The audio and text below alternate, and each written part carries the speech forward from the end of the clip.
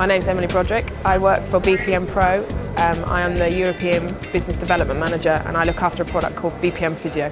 BPM Physio is a monitoring tool for physios to track and monitor patients through their treatments. So at the moment, when you go to a hospital, NHS hospital, you will go and see a physio, and the only way they have to keep a track of how you're doing and how you're progressing through your treatment is by writing it down and looking at your notes. And quite often patients might see several physiotherapists during that time. So there's no way that they can really keep an eye on how a patient's progressing, and it's all very subjective. How do you feel today? Does that feel better than last time?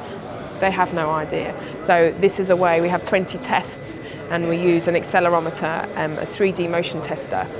So this goes onto the body and it actually records how a patient is progressing by physically putting it into a software, and you can look at it and track it through the data system. The sensor's put on the patient.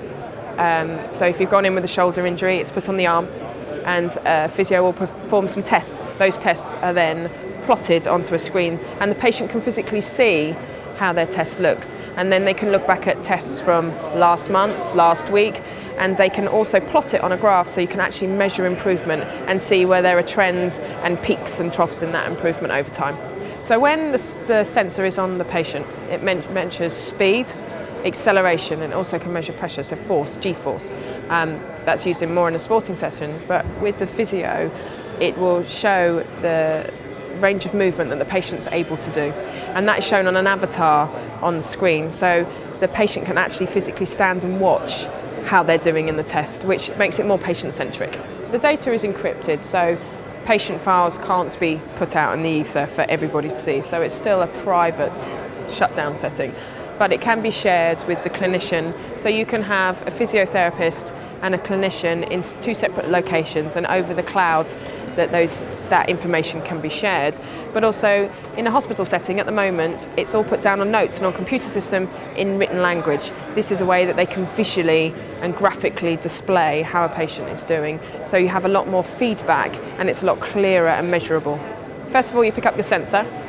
The sensor needs to be activated and talking to the software. So you just click it a couple of times, you get a flashing blue light, and that you see that the software on the laptop is talking to the sensor. That's done by Bluetooth.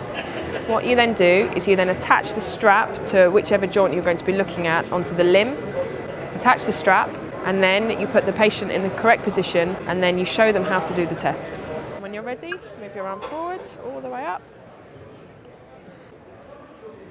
back behind you, and that's it.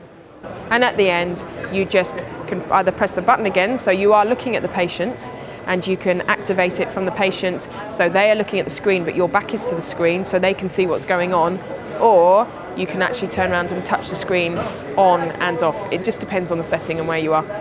The software at the moment is being developed for humans. It's being used in the sporting setting and it's being used in the physiotherapy setting.